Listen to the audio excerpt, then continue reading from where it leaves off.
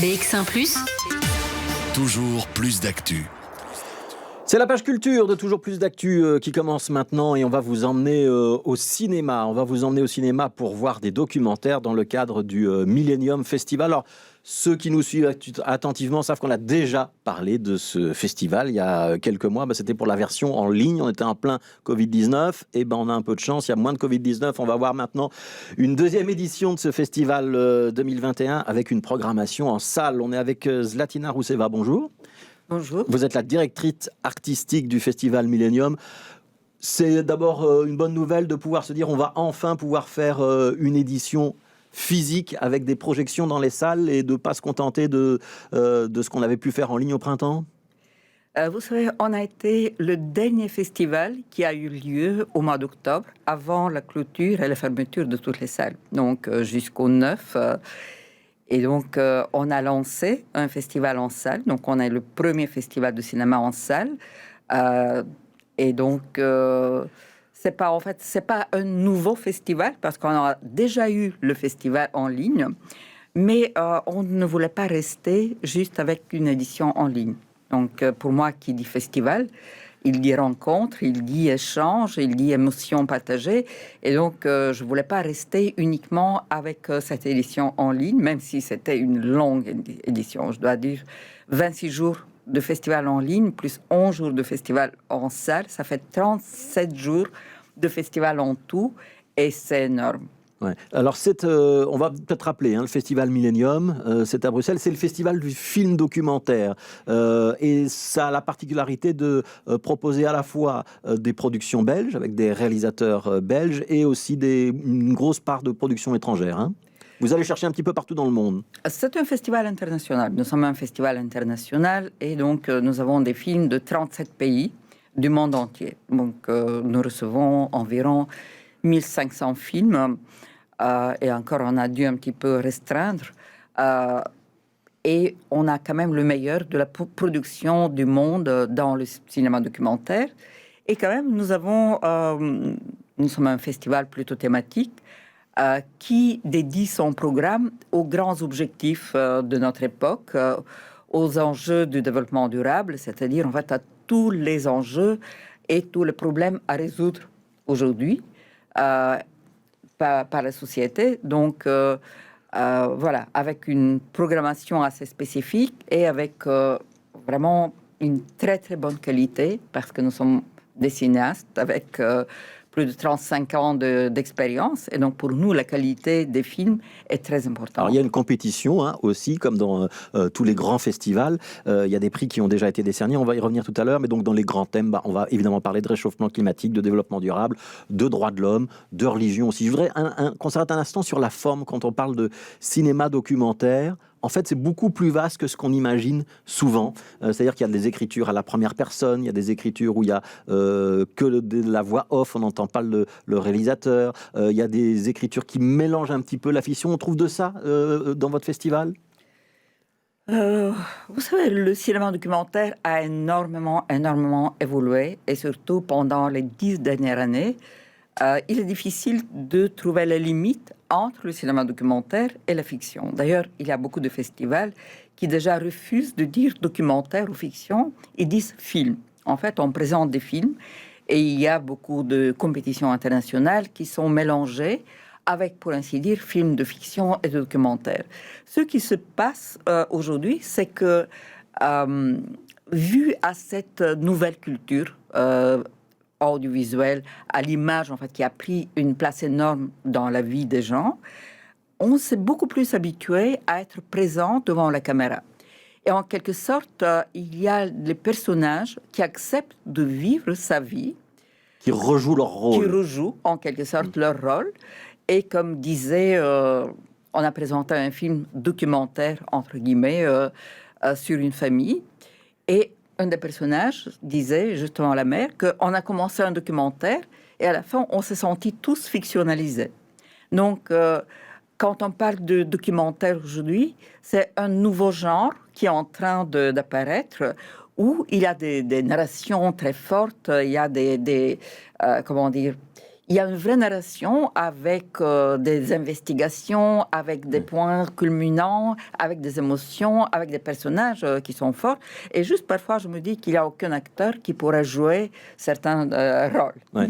Et donc, il y a une construction du récit et une écriture aussi. On avait reçu dans cette émission Anne-Lise Michou pour un film qui s'appelait Fais-toi Dieu, et qui justement interroge aussi la frontière entre le documentaire, la fiction, le réel, l'écriture. C'est un film qui a reçu le prix spécial du jury dans ce festival Millennium. Je voudrais qu'on voit un extrait d'un autre film, pardon. C'est L'homme qui cherchait son fils. C'est celui qui a obtenu l'Objectif d'Or. On peut dire que l'Objectif d'Or, c'est le grand prix du festival Millennium. C'est le tout grand prix du festival, c'est l'Objectif d'Or.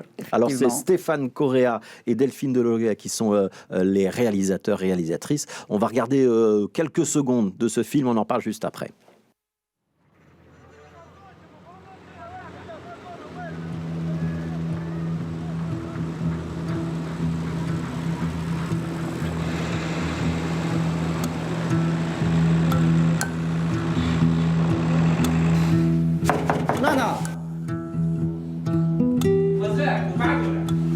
度的哟。你几点起来？不知道。我这会吃醒我去，你上了就对了。我这钱不找我多少时间了？给我发信息了，着急找我的，没钱，心里烦的。我你没钱给你借。哎，你这就是我吃了，我喝西北风，你这酒不能喝，这就不好吃。谁不想过好？谁不想要自己屋人过好？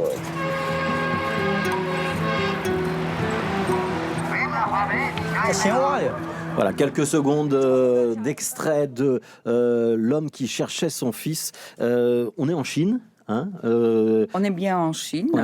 Avec une équipe de réalisateurs français. Et c'est un film étonnant parce que j'ai rarement vu un film fait par des étrangers qui plonge aussi profondément dans la réalité d'un pays et qui dévoile de telle manière, en fait, une vie chinoise que nous ne connaissons pas. Ouais. Pourtant, j'en ai vu beaucoup de films chinois. Ouais. C'est l'histoire d'un papa dont le fils a été kidnappé et qui parcourt la Chine à vélo pour essayer de retrouver son fils. C'est ça le point de départ de ce film-là. C'est ça, en fait, l'histoire. Et c'est... en fait, c'est un homme pour qui on se demande, mais est-ce qu'il est bien? Est-ce qu'il est dérangé? En fait, qu'est-ce qui se passe? Comment il est possible de chercher pendant 10 ans en demandant de faire des portraits robots de son fils? Comment il est possible, en fait, de ne pas tirer la ligne et de recommencer sa vie, passer à autre chose, surtout qu'il a quand même encore un enfant. Et petit à petit, on découvre que c'est vraiment pas un cas unique, qu'en fait, le vol des enfants, qu'il y a la mafia qui vole les enfants, qu'il y a tout un réseau, et que, en fait, il y a beaucoup de gens dont les enfants ont été volés. Et comme le père n'est pas soutenu ni par les médias, ni par le gouvernement, finalement, il cherche, mais il met en même temps les gens en garde. Et ça permet, en fait, d'aller dans des recoins les plus refoulés de la Chine.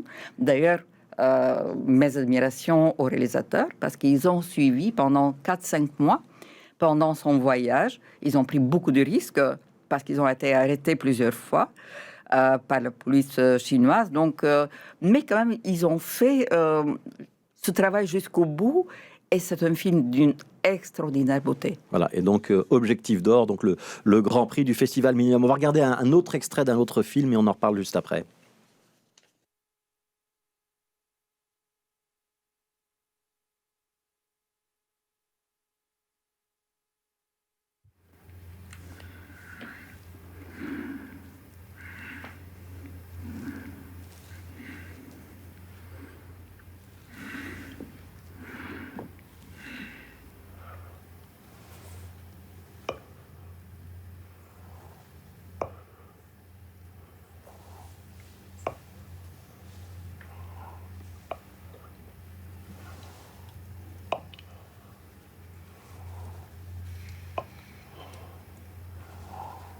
Voilà, alors on est dans quelque chose de très différent. Alors on est en Tchétchénie et on voit un homme qui se masse la gorge. En fait, cet homme qui se masse la gorge, il a perdu l'usage de la parole, il a perdu l'usage de la voix, c'est ça?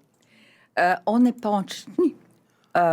On est en Belgique. On est en Belgique, mais au départ, c'est en Tchétchénie. Donc, c'est un Tchétchène En qui a fait, fui la c'est Belgique. un Tchétchène, un jeune homosexuel qui était héros de son pays parce qu'il était en fait le champion de lutte. Des arts martiaux. Des arts martiaux et qui a eu beaucoup de médailles, champion du monde, en fait, champion du pays. Donc, c'était vraiment un jeune homme qui a été adulé par tout le monde jusqu'au moment où on découvre son homosexualité. Ou je ne sais pas si vous connaissez un petit peu en fait la mentalité de la mafia tchétchène et donc de leur côté patriarcal, mais c'est presque sa famille qui doit le délapider, qui doit le tuer.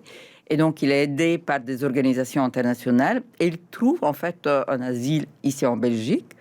Et vous pensez en fait qu'il est en sécurité, pas du tout. Donc, il vit comme un animal traqué, tout le temps en fait déplacé de ville en ville. Et même l'organisation qui l'accueille a du mal, en fait, parce que même eux, ils étaient mis en danger, y compris le réalisateur qui est aussi d'origine tchétchène, et le réalisateur et le personnage sont avec des faux noms, mais ça nous montre à quel point aussi il y a des choses autour de nous que nous ne connaissons pas. Ouais. Ça s'appelle Silent Voice, ce film, et on a bien compris le côté oppressant qu'on a pu sentir dans les quelques secondes qu'on vient de voir. Ça s'appelle donc le Festival Millennium. C'est la sortie en salle de l'ensemble de ces films.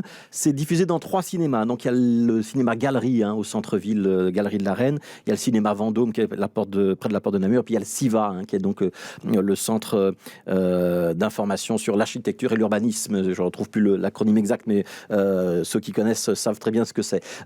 C'est jusqu'au 20 juin, c'est ça ? C'est jusqu'au 20 juin, mais j'ai une petite bonne nouvelle, c'est que le film qui est l'objectif d'or, L'homme qui cherchait son fils, sera projeté librement au Parc Royal le 24 juin. Donc en plein air. En plein air, donc à 22h.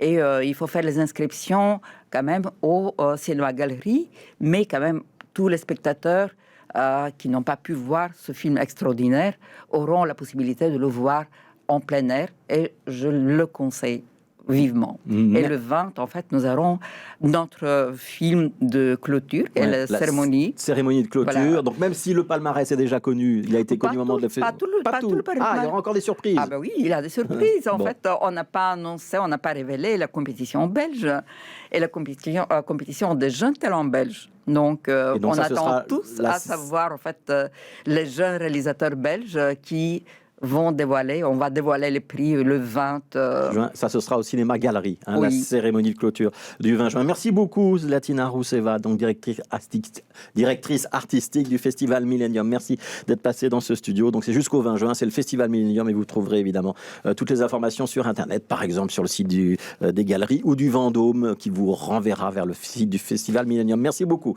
Merci d'avoir été avec nous.